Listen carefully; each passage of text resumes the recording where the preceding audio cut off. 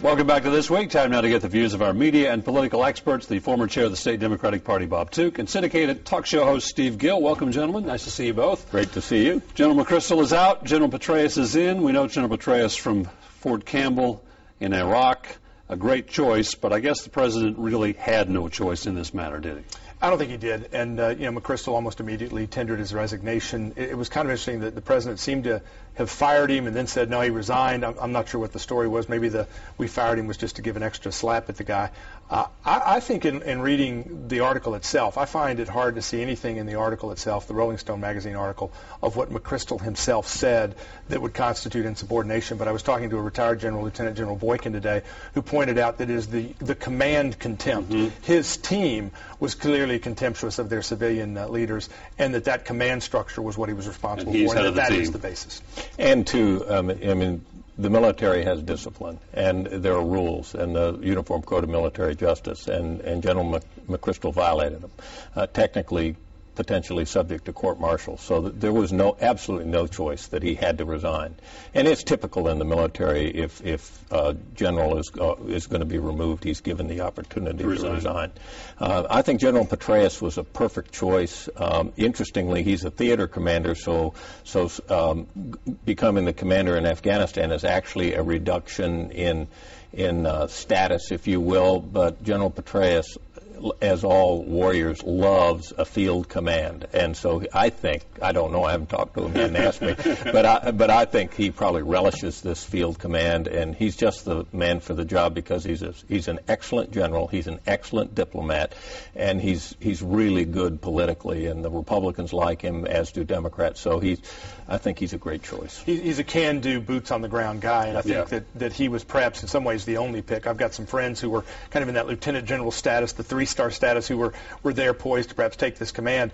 But because things in Afghanistan are so dicey right now, you had to put somebody in who could get immediate confirmation, get started right away, and whom the Afghanistan government would feel comfortable with. Clearly they'll feel comfortable with Petreaus. They liked McChrystal.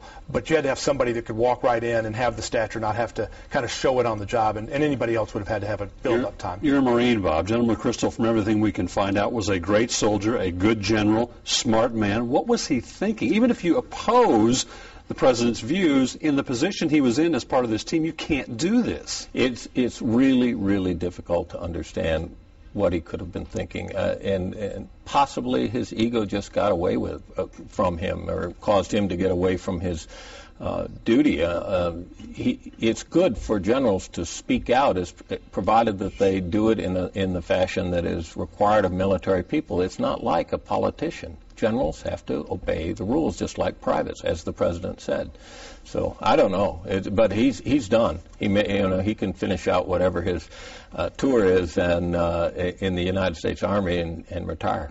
It is doubly bizarre because he was carrying out the president's policy in Afghanistan. He was promoting we're going to show restraint, we're not going to go into some of these areas, and in fact was really in this article pushing back against his own troops who were dissatisfied and frustrated. He was carrying out the policies, and really in this article there's nothing where he was criticizing the policies. It was all personal. It was about the team around the president, his contempt and that of his subordinates for these people not knowing what they were doing, not necessarily a policy battle. Frankly, if he'd been talking about policy, he might have been on firmer ground in the objections and the criticism. Controversy brewing here in Tennessee in the 6th District congressional race, the GOP side. Lou Ann Zelnick, one of the many GOP candidates running for office, came out with a statement yesterday saying that she stands with those who oppose the building of a mosque in Rutherford County, calling it an Islamic training center, saying that this center is not part of a religion but a political movement designed to fracture the moral and political foundation of Middle Tennessee. Strong words. She has put herself out there, whether you agree or disagree, but it certainly is going to cause more controversy regarding this mosque. Well, the strong words of the candidate I support, Ben Lemming, who's my Marine candidate, who's running as a Democratic candidate in the 6th District, I much prefer, which are that we need in this country, we need to act on the basis of courage. We need to understand that our Constitution protects all Americans and does not speak to religion. She is just completely wrong about what is being proposed for Murfreesboro, but the point is that in this nation, we protect respect, and we honor all American citizens, and that's what these people are. And as Ben Lemming said, he said, I fought with Muslims, I fought for Muslims, just as I fought for Americans of all religions and with Americans of all religions, and I stand for all those Americans. It'd be like with me when I came back from Vietnam, having served with Buddhists, South Vietnamese. If someone tried to say to me that American Buddhists couldn't have a Buddhist temple in Nashville, I would be furious. Well, I think that this is a misstatement of what's actually going on. I think Lemming is exactly wrong. We're not talking about religious freedom here. We're not talking about just a standard religious mosque or a Buddhist temple. We're talking about certain mosques that are being funded by the Muslim Brotherhood, by money that is associated with Hamas and Hezbollah. You need to follow the money. There are some mosques that are religious institutions. There are others that we've seen around this country where they are proselytizing hate, where they are creating these homegrown terrorists that we're seeing in Times Square, just admitting this week to his plans, where you've got the Malik Nidal Hassans shooting fellow soldiers at Fort Hood. They are learning this stuff at certain mosques funded with Muslim Brotherhood money, funded with terrorist support, and that's the mosque we ought to be looking to.